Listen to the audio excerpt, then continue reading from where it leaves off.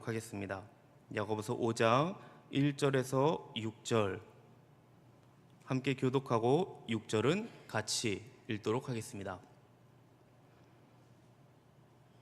야고보서 5장 1절에서 6절 제가 먼저 읽도록 하겠습니다. 들으라 부한자들아, 너에게 임할 고생으로 말미암아 울고 통곡하라. 너희 재물은 썩었고 너희 옷은 좀 먹었으며 너희 금과 은은 녹이 슬었으니 이 녹이 너희에게 증거가 되며 불같이 너희 살을 먹으리라. 너희가 말세에 재물을 쌓았도다. 보라, 너희 밭에서 추수한 품꾼에게 주지 아니한 삭시 소리 지르며 그 추수한 자의 우는 소리가 만군의 주의 귀에 들렸느니라. 너희가 땅에서 사치하고 방종하여 살육의 날에 너희 마음을 살찌게 하였도다. 너희는 의인을 정죄하고 죽였으나 그는 너희에게 대항하지 아니하였느니라. 아멘. 오늘부터는 야고보서의 마지막 장인 5장 말씀을 함께 살펴보도록 하겠습니다. 5장 처음 부분에는 이 재물에 관한 부분이 나오는데요. 재물, 이 돈이라는 것은 이 현대 사회에서 매우 중요한 가치를 가지는 것 같습니다. 이 돈 자체가 힘이 되기도 하고 이 권력, 명예가 되기도 때문입니다. 오늘날 사회에서 이 자신의 만족을 추구하자고 할 때 가장 좋은 수단이 되는 것이 바로 돈입니다.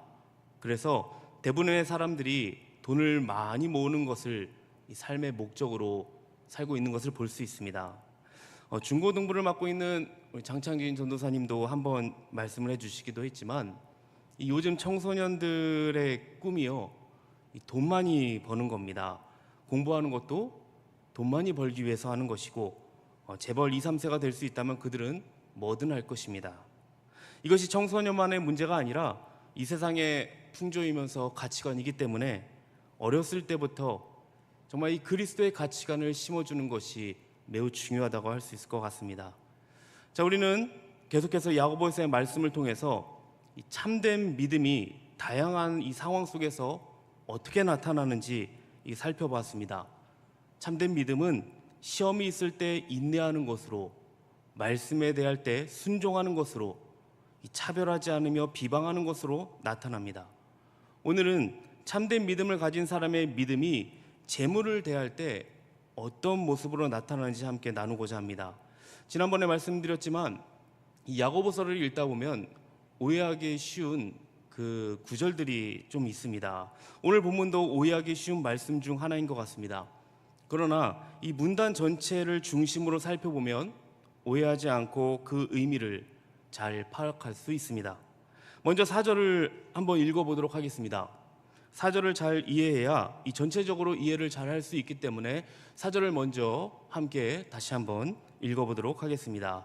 같이 한번 읽어보겠습니다. 시작. 보라, 너희 밭에서 추수한 품꾼에게 주지 아니한 삭시 소리 지르며 그 추수한 자의 우는 소리가 만군의 주의 귀에 들렸느니라. 아멘. 지금 상황이 어떤 상황인 것 같습니까? 우리가 그 당시로 들어가서 한번 생각을 해보면 좋을 것 같습니다. 그 당시는 이 기계화가 되지 않은 시대입니다. 요즘은 거의 이 기계가 대신해서 이 농사를 짓죠. 그러다 보니까 많은 사람이 그렇게 필요하지는 않은 것 같습니다. 그런데 그때는 농사 짓는데 사람이 많이 필요했을 것이라고 보여집니다. 큰 땅을 가진 주인일수록 많은 사람을 고용해서 밭에서 일을 시켰을 것입니다. 그리고 일한 사람에게는 당연히 이 품삯이 주어지겠죠. 그런데 이때 문제가 발생합니다. 어떤 문제냐 하면 하나는 밭의 주인이 돈을 주기로 해놓고는 미루는 거예요. 약속은 했으니 돈을 주기는 하지만 시간을 끌면서 천천히 주는 것입니다. 다른 하나는 일한 것에 비해서 너무나 이 적은 돈을 주는 거예요. 일할 사람이 많다 보니까 이 조금만 줘도 얼마든지 일할 사람을 찾을 수 있거든요. 이 두 상황을 같이 생각해 보겠습니다. 결국 이익은 누구에게로 돌아갑니까? 이 밭의 주인에게 돌아가는 것입니다. 자, 이러한 정황이 그 당시에만 있었을까요? 그때만 이런 일이 일어난 게 아니라 지금 살아가는 현실에도 많이 일어나고 있는 일입니다. 일자리는 없고 일하려는 사람이 많으면 이 두 가지 정황은 언제든지 나타날 수가 있습니다.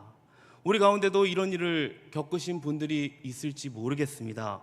일을 정말 열심히 했는데요, 돈을 늦게 받은 경험 아마 예전에 한 번씩은 있지 않았을까요? 그런 일이 있었다면 이것을 잘 이해할 수 있을 것입니다.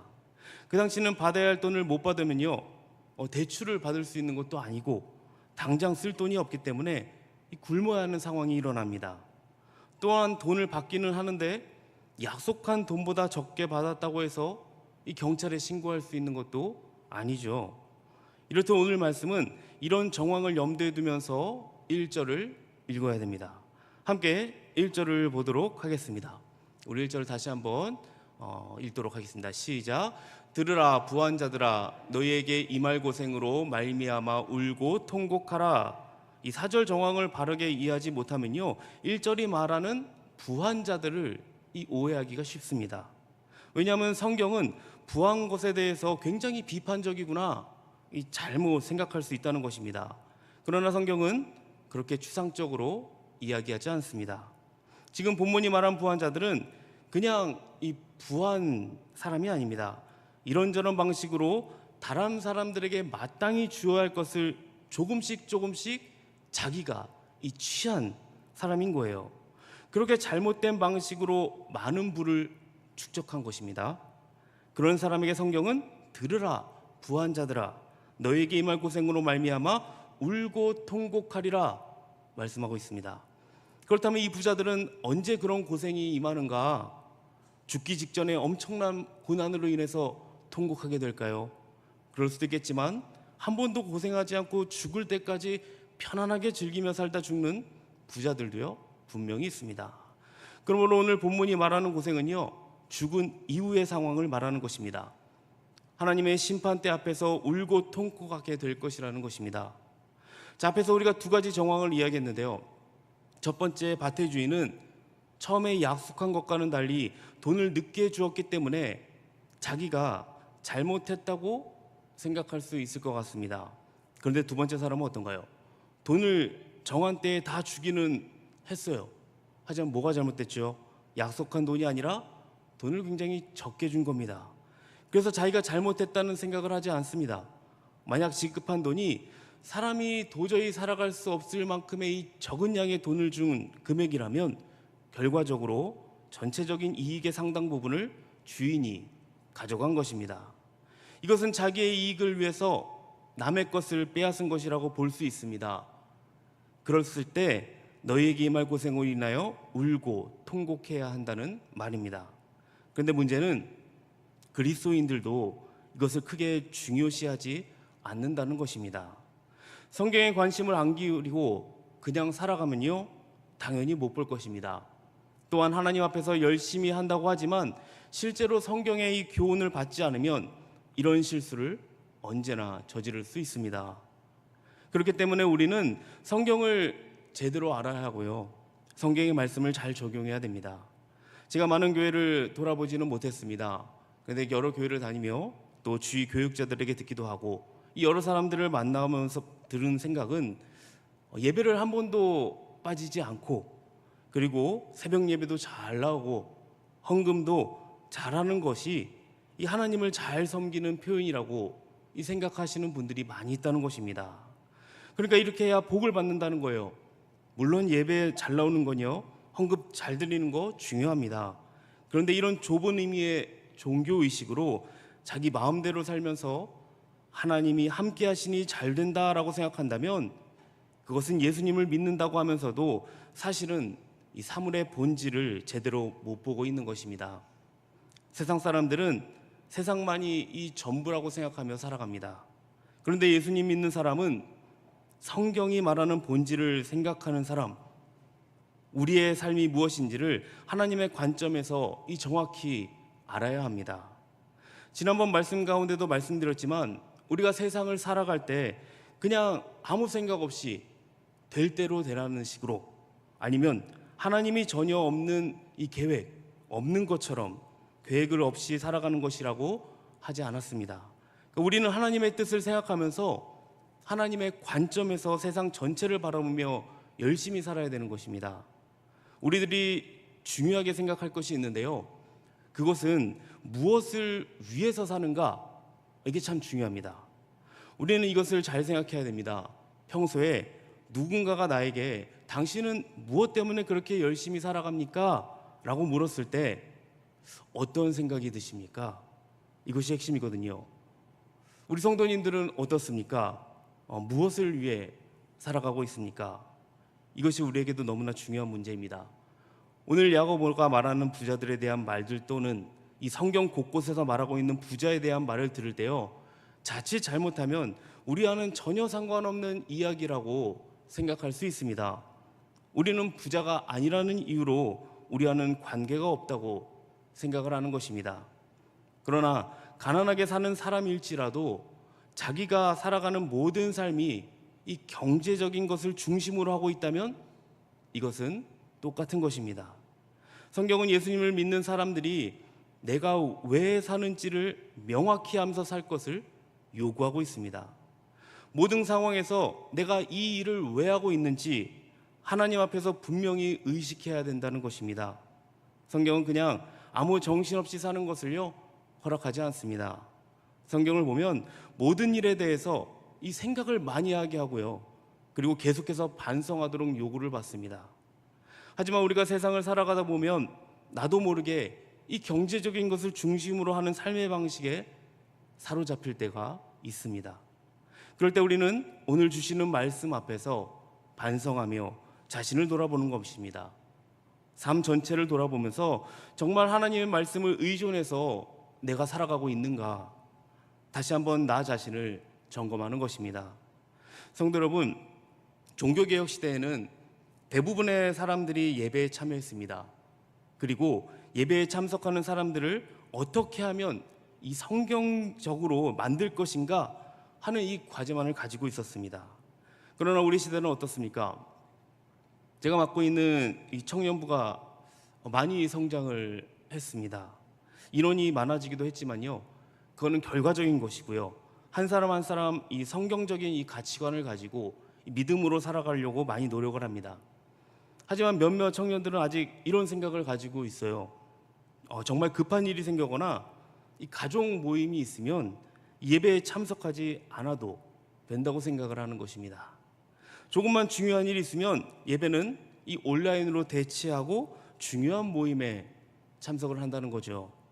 성경에 대한 배움도 있고 성경에 대한 이 열정도 있는데 삶으로 들어가면 성경이 말하는 사고방식을 따르지 않고 세상 사람들처럼 경제적인 것이 모든 것을 결정한다는 이 사고방식을 가지고 있다는 것입니다. 이것을 어떻게 성경적으로 바꿀 것인가? 어떻게 해야 청년들이 이 제자의 길을 갈 수 있을 것인가? 어떻게 청년들을 이끌어가야 하는가? 이것이 저의 과제인 것 같습니다. 그렇습니다. 우리 시대의 종교개혁은 아마 그런 식으로 나타날 것입니다. 우리도 경제적인 것이 모든 것을 결정한다고 생각한다면 우리가 이 개혁의 대상입니다. 그러므로 우리의 모든 것을 결정하는 근본적인 원인이 무엇인가를 계속해서 생각해야 되고 성경대로 살려고 노력하셔야 됩니다. 그렇게 여러분 한 사람 한 사람이 선포되는 이 말씀을 따라서 제대로 살아간다면 우리 동원교회는 걱정이 없을 것입니다. 왜 그렇습니까? 우리 성도님들로 인해서 이 교회가 든든히 서가게 될 것이기 때문입니다. 자, 우리가 오해하지 말아야 할 한 가지가 더 있습니다. 이 말씀을 들으니 저는 부자가 되면 안 되는 것입니까? 이렇게 질문할 수 있을지 모르겠어요. 경제 문제에 관심을 가지면 안 되나요? 라고 오해할 수 있습니다. 예수님께서는 경제적인 것을 절대 무시하지 않았습니다. 마태복음에서 뭐라고 합니까? 사람이 떡으로만 살 것이 아니요 라고 하시죠. 이 말은 사람들이 세상을 사는 동안 먹을 것이 필요하다는 것을 함의하는 것입니다. 우리의 삶이 이 경제적인 것, 필요하다는 것, 예수님 모르는 거 아닙니다. 그러나 거기에만 집착하지 말아야 한다는 것입니다. 그러니까 경제적인 것이 모든 것의 척도가 아니라는 이 태도로 살아가야 된다는 것입니다. 그런데 우리가 삶을 살아가다 보면 이것이 쉽지가 않죠. 특별히 막상 인생에서 중요한 것을 결정해야 될 때 이 문제가 확 드러나게 됩니다. 무엇을 중심으로 결정하느냐? 이것에서 인생의 가치가 나타난다는 것입니다. 만약 경제적인 것이 결정에 중요한 영향을 미쳤다면 우리는 결국 경제적인 것 때문에 사는 것입니다. 평소에 어떻게 생각하고 사는가가 그런 결정을 해야 하는 순간에 나타나는 것입니다. 우리 모두는 하나님 나라를 위해 살아간다고 고백하고 그렇게 노력하실 겁니다. 우리 동원교회 성도님들은 그렇게 살아가려고 노력하는 분들 제가 잘 알고 있습니다. 그렇게 다른 사람들과의 관계에서도 이 하나님 나라의 원리가 나타날 줄 믿습니다. 혹시 이런 말 들어본 적 있으십니까? 종업원에게 대하는 태도를 보면요, 그 사람의 인성을 알 수 있다. 들어보셨는지 모르겠습니다. 저도 이게 어디서 들은 말인지는 모르겠는데요. 보통 식당에 가면 종업원들에게 이렇게 막 대하는 사람들이 있습니다. 그런 사람들의 심리는 무엇일까요? 내가 돈을 주고 먹었는데 이 정도는 내가 받아야 되지 않나 하는 심리가 깔려 있는 거겠죠. 그러다 보니 뭔가 음식이 잘못됐거나 본인에게 나쁘게 한 것이 있으면 화를 냅니다. 어떻게 보면 맞는 말입니다. 내가 돈 낸 만큼 서비스를 받아야 하는 게 마땅하지 않습니까? 그런데 성경의 원리는 어떻습니까? 갑의 입장에서 따지는 것입니까? 그렇지가 않죠. 성경은 이웃과 더불어 사는 마음으로 대하라고 합니다. 조금 실수를 하더라도 따질 수 있지만 그렇게 하지 않는 것입니다. 경제적인 것을 가지고서 모든 것을 해결하려는 물질적인 이들이 있습니다. 갑의 입장으로 남을 대하는 사람들이 있습니다. 이런 사람들은 오늘 본문 1절에 말하는 부한자들이라고 볼 수 있습니다. 그런 사람에게 성경은 무엇이라고 합니까? 2절에 보니까요, 너희 재물은 썩었고 너희 옷은 좀 먹었으며 너희 금과 은은 녹이 슬었으니 라고 말합니다. 이 고대 사회이기 때문에 이렇게 이야기하는 겁니다. 이 현대 사회에서는 자기가 가진 재물 보관하는 경우도 있지만 여러분 보통 돈을 어디에다가 넣어놓습니까? 은행에 맡기죠. 그러나 그 당시에는 은행이 없죠. 그러다 보니까 항상 이 걱정해야 되는 게 두 가지가 있었습니다. 하나는 녹슬고 좀 먹는 것이고 다른 하나는 도적이 가져가는 것. 이 두 가지 걱정입니다. 그러므로 사람이 돈으로 모든 것을 결정하려고 해서는 안 된다. 이것을 우리에게 가르쳐 주는 것입니다. 자, 5절 말씀을 같이 한번 읽어보도록 하겠습니다. 5절 말씀 같이 한번 읽어보겠습니다. 시작. 너희가 땅에서 사치하고 방종하여 살육의 날에 너희 마음을 살찌게 하였도다. 자, 5절 말씀은요, 부를 축적한 다음 사치와 죄악된 쾌락을 위해 탕진하는 이 죄악을 지적합니다. 그러니까 이기적인 욕망을 충족시키는 도구로 부를 사용한다면 심판을 불러온다는 거예요. 누가복음 16장 19절 보면 이렇게 나오고 있죠. 한 부자가 있어 자색옷과 고운 베옷을 입고 날마다 호화롭게 즐기더라. 이 말씀은 부자와 나사로의 이야기입니다. 여기서 부자의 죄는 그가 행한 무슨 잘못 때문이 아니라 그가 행하지 못한 선행 때문이라는 것입니다. 그러니까 이 부자는 하나님을 사랑하는 일에 실패를 했고 이웃을 돌보는 일에 실패한 것입니다. 그것이 죄예요. 야고보의 경고가 무엇입니까? 잔칫날 살찐 짐승을 골라 잡듯이 사치와 방탕으로 그 마음이 살찐 이들은 이 최후의 심판을 위해 스스로 준비하는 자라는 거예요. 집에서 키우는 짐승들이 그들의 마지막을 모르고 열심히 먹으려 드는 것처럼 사치와 방탕에 빠져 사는 부자도 마찬가지라는 것입니다. 더 나아가서 부를 이용해서 가난한 자를 억울하게 만드는 죄입니다. 그게 6절에 보시면 의인을 정죄하고 죽였다고 해요. 이것은 부를 사용한 법적인 행패를 가리키는데 법이 그들의 편에 있으니 가난한 자를 죽이는 것 그렇게 어렵지 않다는 것입니다.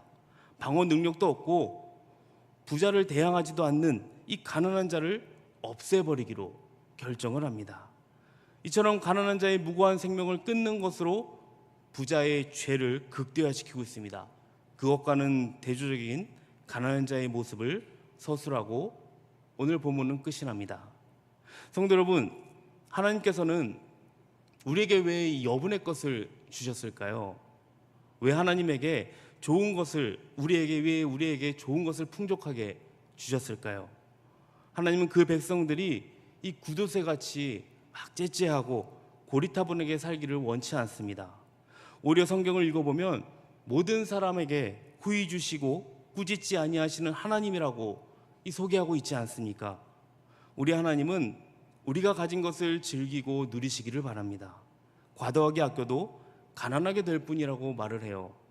반면에 흩어구제하여도 부하게 되는 일이 있다고 이 가난한 이에게 베푸는 일을 잠언서는 장려하고 있습니다. 하나님 풍성하게 주신 것으로 우리 자신을 누리게 하는 동시에 선을 행하고 선한 사업을 많이 하고 나누어 주기를 좋아하며 너그러운 자 되시기를 축복합니다. 마지막으로 디모데전서 6장 17절 18절 한번 읽어보도록 하겠습니다. 한번 같이 17절 18절 같이 읽도록 하겠습니다. 시작.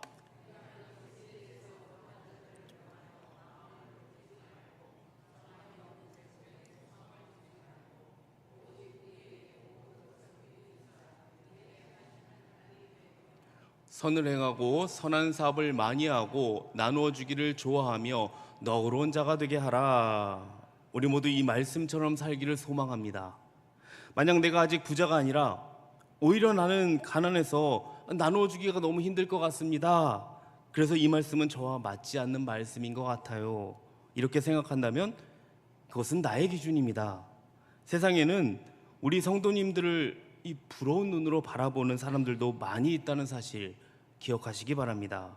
누구를 기준으로 삼느냐에 따라서 여러분의 처지는 달리 평가될 수 있습니다. 잘 생각해 보시면 돈이 아닐지라도 분명 우리에게도 하나님이 여분의 것을 우리에게 주셨습니다. 주신 모든 좋은 것을 우리 스스로 누리시고 여분의 것으로는 절실히 필요한 이웃에게도 나눠주는 삶을 살면 어떨까요? 사랑하는 동국교회 성도 여러분, 분명히 부는 하나님의 선물입니다. 그러나 하나님의 선물임을 잊어버리면 이 온갖 문제가 일어납니다. 시기, 불의, 압제, 착취, 살인 등의 이 문제가 일어납니다. 하나님 사랑과 이웃 사랑 대신 돈을 사랑함으로 이 온갖 악의 근원이 될 것입니다. 결국 세상과의 벗이 되고 하나님의 이 원수가 되게 합니다. 받은 것을 하나님의 축복으로 여기시기 바랍니다. 그리고 우리에게 주신 것을 바르게 사용해서 삶을 살아가기를 소망합니다. 그래서 하나님과 이웃에게 기쁨을 주는 우리 모든 동원의 성도님들 되시기를 주님의 이름으로 축복합니다. 아멘. 우리 함께 찬양하고 우리 함께 기도하고 마치도록 하겠습니다. 나 가진 재물 없으나 우리 같이 찬양하고 함께 말씀을 가지고 기도하고 마치도록 하겠습니다.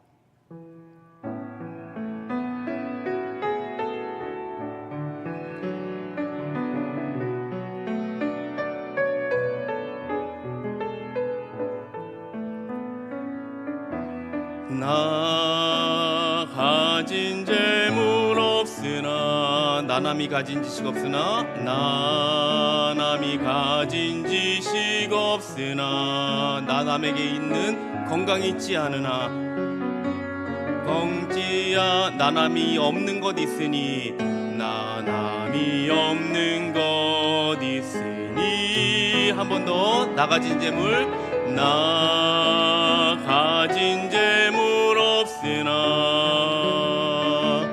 나 남이 가진 지식 없으나 나 남에게 있는 건강 있지 않으나 나 남이 없는 것 있으니 나 남이 못 본 것을 보았고 나 남이 못 본 것을 보았고 나 남이 듣지 못한 음성 들었고 나 남이 받지 못한 사랑 받았고 나 남이 모르는 것 깨달았네. 공평하신 하나님이 공평하신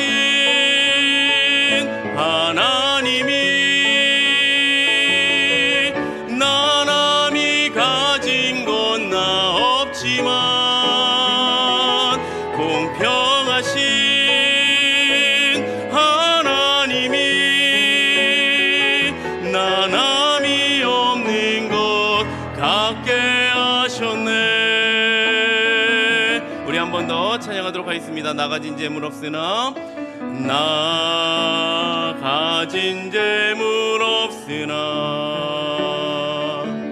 나 남이 가진 지식 없으나,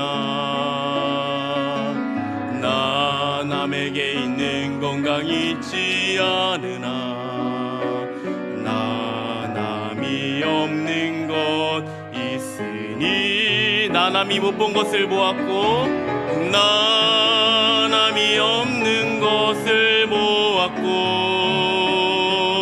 나 남이 듣지 못한 음성 들었고, 나 남이 받지 못한 사랑 받았고, 나 남이 모르는 것 깨달았네. 공평하신 하나님, 공평하신 하나님이 나 남이 가진 건 나 없지만, 공평하신 하나님이 나 남이 없는 것 갖게 하셨네. 공평하신 하나님, 공평하신 하나님이 나 남이 가진 건 나 없지만, 공평하신 하나님이 나 남이 없는 것 갖게 하셨네. 아멘. 이 시간 우리가 말씀을 생각하면서 함께 기도하기 원합니다. 하나님을 사랑하고 이웃을 사랑함으로 주님이 주신 재물 등 이 모든 것을 바르게 사용해 나아갈 수 있도록 우리가 함께 기도하며 나아가도록 하겠습니다. 우리 말씀 가운데 깨닫게 하신 것을 가지고 우리 주여 한번 외치고 기도의 자리로 나아가도록 하겠습니다. 주여, 하나님, 오늘도 이 밤에 함께 주님 안에 아버지 말씀을 드리며 그 말씀을 가지고 우리가 함께 기도하며 나아갑니다. 하나님이 주시는 믿음으로 우리가 하나님 살아가기를 소망합니다. 주님, 겸손한 마음으로 나 자신을 낮추게 하여 주시옵시고, 이 물질 때문에 하나님 아버지 불안해하며 그 불안함 때문에 물질에 얽매이게 되는 하나님 아버지 그런 슬픈 일이 없게 하여 주시옵소서. 특별히 물질로 인하여서 하나님과 멀어지지 않기를 원합니다. 우리의 인생의 가치가 성경이 말하는 그 방식을 따르며 하나님 나라의 가치관으로 살아갈 수 있도록 우리를 굳게 붙잡아 주시옵소서. 주님 하나님 아버지, 그것을 위해서 우리가 날마다 하나님께 더 가까이 가기 원하며 마음을 오직 주 하나님께 두고 살아가서 하나님이 원하시는 모습대로 살아갈 수 있도록 주여 붙잡아 주시기 원합니다. 말씀에 비추어서 나의 모습을 바라보게 하여 주시옵시고, 말씀에 순종하며 나아갈 수 있도록 인도하여 주시옵소서. 그렇게 하나님 아버지 기도하며 나아갈 때에 하나님 나라와 그의 일을 실현하기 위해서 우리의 모든 것을 드리게 될 줄 믿습니다. 성경이 말하는 예수를 믿는 사람의 모습을 이 세상 가운데에 구현하기 원하며, 그런 사람들로 이루어진 교회를 세상 가운데 드러내는 역할을 감당할 수 있도록 주께서 하나님 아버지 은혜를 베풀어 주시옵소서. 주님, 우리의 삶을 붙잡아 주시기 원합니다. 하루하루 살아갈 때에 주님 주신 그 말씀 꼭 붙잡고 하나님 살아갈 수 있도록 인도하여 주시옵소서. 주여 함께 하실 줄 믿습니다. 주께서 역사하여 주시옵소서. 감사드리며 예수님 이름으로 기도합니다. 아멘.